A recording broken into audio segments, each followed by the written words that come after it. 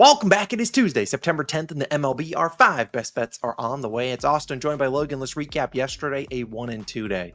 If Juan Soto's over HRRs didn't hit, I might have killed someone because he had a hit with the first bat, got in the runners in scoring position.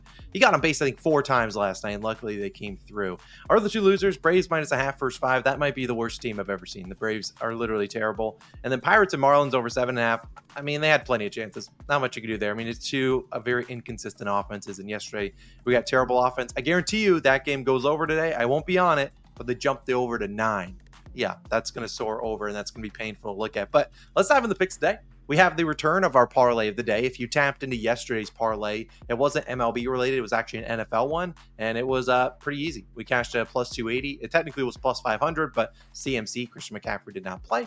So we didn't get to cash his leg, but the other 3 legs smacked, plus 280. Hopefully you tapped into that one. This will be an MLB parlay of the day. Be on Odds Checker, link down below in the description. If you click on it and you can't seem to view it, it's because you might have to create a free account with your email. Still 100% free to watch or look at. Go tap into that. It'll be linked down below in the pinned comment in the description a little bit later after this video drops. But we got 4 more picks in the video. I'm going to dive into my first one and rocking my Padres shirt. You better believe I'm going to. I'm taking the Padres first 5 team total over 1.5 minus 120 on DraftKings. Now, a couple different ways you could go here with the Padres. I'm going to trust their bats to score 2 through 5.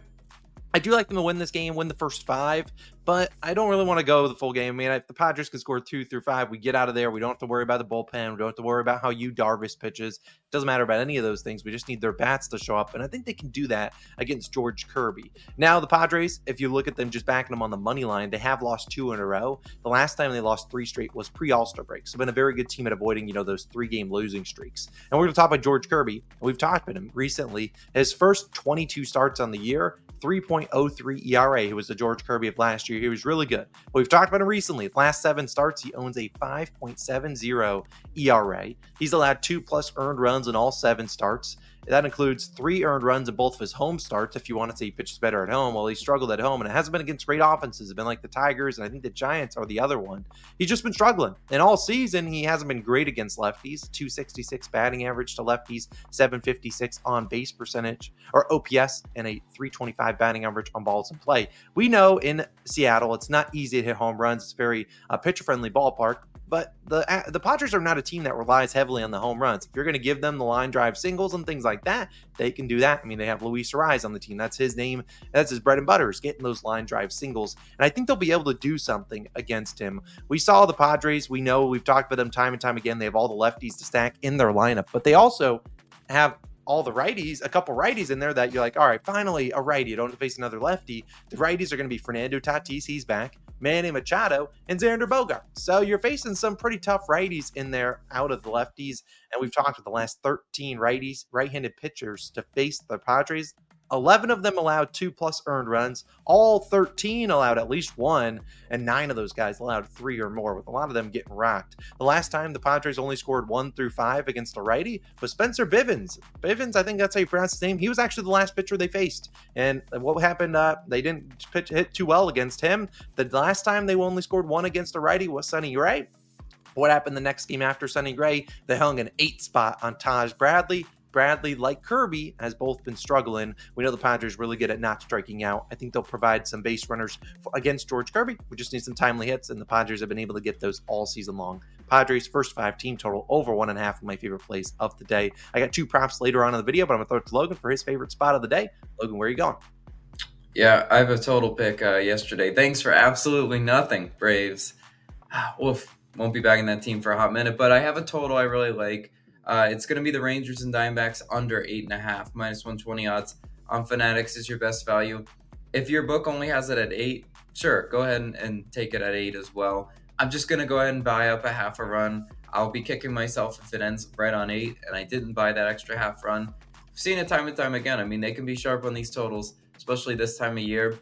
I think this game is more of a pitcher's duel out in the desert today. I like backing both these starters to have solid games. You understand they're kind of big names on paper, not necessarily have been all that consistent this year, but I think this is great spots for them. Let's talk about who's starting for the Diamondbacks. Zach Allen, 3.69 ERA, 1.28 WHIP for Zach Allen. Now, Gallen, up and down year for Gallen. He's been slightly better at home, 3.63 ERA at home. as a whole, Zach Allen has been better post All-Star break. This is kind of what I needed to see because pre-All-Star break, not all that consistent. Post All-Star break, 3.4 ERA, only 233 batting average allowed. Something was just off with Gallen most of this year. I mean, he had a few outings where you just get absolutely rocked. I'm talking like 4+ earned run type outings. I'm still not a believer in this Rangers offense. I don't see them rocking Zach Allen today. The bulk of their runs in their most recent game for the Rangers came against Dana, making his second career start. I don't really think Zach Allen is really comparable to a guy making his second start. This is a savvy veteran pitcher that knows how to deal with this Rangers lineup. On the season, the Rangers are still 23rd in runs scored per game. I tried backing an over last time with the Rangers, and they gave up one, or they gave me one run to work with. I mean, his team just suck. And several of these Diamondbacks hitters struggle against Zach Allen. If you pull their splits, where is the production coming from today? Maybe Marcus Semien, he has good splits versus Gallen, but most of them don't. Let's talk about Josh Young, 1 for 7. Adolis Garcia, 1 for 7. Leody Taveras, 1 for 10. Josh Lowe, 1 for 10 or 1 for 11, and Jonah Heim, 0 for 12. That's just not good. It's Nate Lowe, by the way. That's just not really good stats at all versus Zach Allen. I think he can pitch really well today. I think he can absolutely have his way with these hitters, and he'd strike them out because I've seen this Rangers team go swing and a miss plenty of times this year.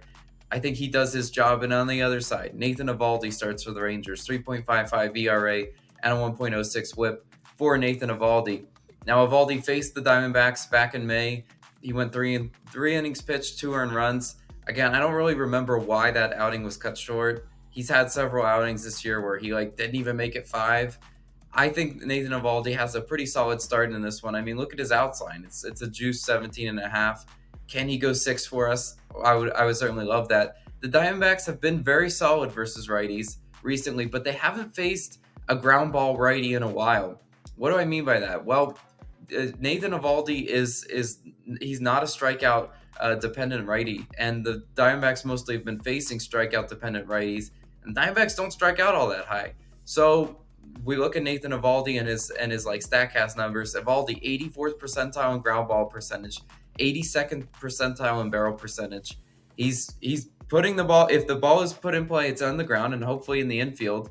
And he's missing a lot of barrels, and barrels that, against a good offense like the Diamondbacks can be trouble. So Nathan Eovaldi, for the most part, has been missing those bats, and he's great at also not walking batters. 82nd percentile in walk percentage. How an under really gets out of hand is when you have a starter that just can't find the strike zone. Nathan Eovaldi, fingers crossed, finds the strike zone today, does not put on free base runners. So that's how you have big, catastrophic innings. In 64 plate appearances, the Diamondbacks are only hitting 236 off of Nathan Eovaldi. I think he has a solid start. I think both these two starters have solid starts. And then we go to the bullpens. Texas, 14th in bullpen ERA. Arizona, 29th in bullpen over the last 14 days. So you look at Arizona, I mean, that's bad. That's 29th, the second to last. Now, the reason I'm picking full game, and I will absolutely kick myself if I picked first 5, 4.5, because it's the line's 4.5, and they go over. It's like a 3-2 first 5, and then they go under full game. It's happened way too many times for me this year. I'm just going to pick full game, not get too cute. I think both these starters go at least 6. And if they go at least 6, we limit the bullpen exposure. Give me the under 8.5. I like that as my best bet of the day. But Austin, you got some props. Where are you going? Yeah, we're going to wrap up the video with 2 pitcher props that I really like. We'll speed on through them and get on out of here. If you are new, do me a favor, like and subscribe. Here's one that I love. It's a guy we backed a few times this season. He's been pretty good to us. Andre Palante, the St. Louis Cardinals starter, under 2.5 earned runs, -130 on DraftKings. I'd play this about -140, maybe -150 at the highest juice there. You guys know we like Palante, and I'll talk about why. He has some good underlying metrics that I think suit him well for matchup today against the Reds. Now, Palante's coming off a rough start. Let's call it what it is.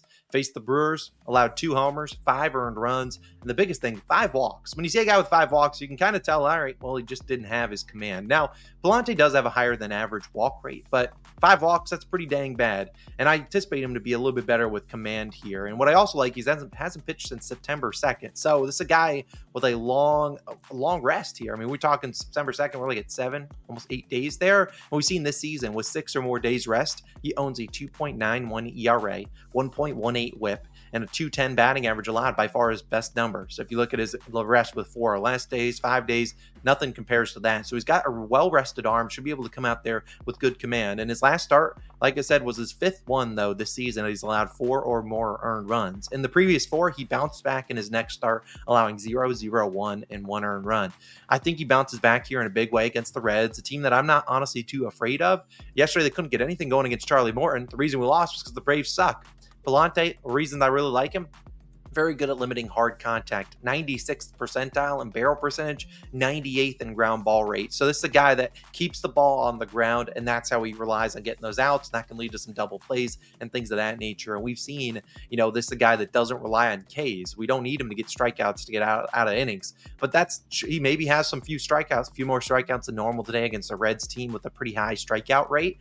And we've seen the last 3 righties to face the Reds all went 6 innings or more and allowed 1 earned run or fewer. So, look, I really think he'll be able to pitch well against them. The only thing I don't love is that he's pitched well against them twice. I feel like when you look at guys that have already done well against a team twice, that third time always wrecks them. But I just think the stats are going to back us up here. There's 2 starts against the Reds. He went 6 and 5 1/3, allowed 0 earned runs in both of those starts. I'd be a little bit more scared if that was like in August, but both of those starts were back in like May and early June. So it's been a while since they've seen him. Some roster changes have happened since then. I think he pitches well here. Give me his under 2.5 earned runs. And then I'll wrap up the video, our 5th pick of the day, going out to Boston, where I like Cutter Crawford, the Boston Red Sox starter, over 15.5 pitching outs, -120 on Fanatics. I like this at 16.5. I do want to note Cutter has had several occasions where he ended on 16 on the dot, which will be painful, but I do think he goes a full 6 innings here. So I really do like it. I think it was +100 for 16.5, so a little bit better than the -120. Crawford enters this game with a 4 ERA and a 1.07 whip. If you look at his weakness, it's the home run ball. And that might not be great today against Baltimore, team that's up in the tops of the league in terms of home runs, but 29 home runs allowed this season. That's been Cutter Crawford's weakness. 10 of them have occurred at home. Now, home runs aren't the worst thing in the world. The hit parade is worse, where you're giving up hits left and right. If he gives up a home run here and there, fine. I don't think the Red Sox will take him out early unless they really have no choice because he's given up like 3 home runs. But when we look at Cutter Crawford this season, his last 4 starts against Baltimore, 6, 5, 6, and 5 1/3 innings pitched, so has gone over in 3 of 4. Like I said, he has had a couple starts where he landed on 16 on the dot. One of those was against Baltimore, but he only pitched 75 pitches in that game because he was coming off 4 days rest. Here, just like Palante, we have a guy that last pitched on September 3rd. We have a guy with 6 days of rest, should have no pitch limit here at all. And in 15 starts this season, when he's had at least 5 days of rest, he's over this line in 10 of 15. And in the 5 that he missed, a lot of them he just got rocked in. So if he gets rocked, whatever, I'll tip my cap.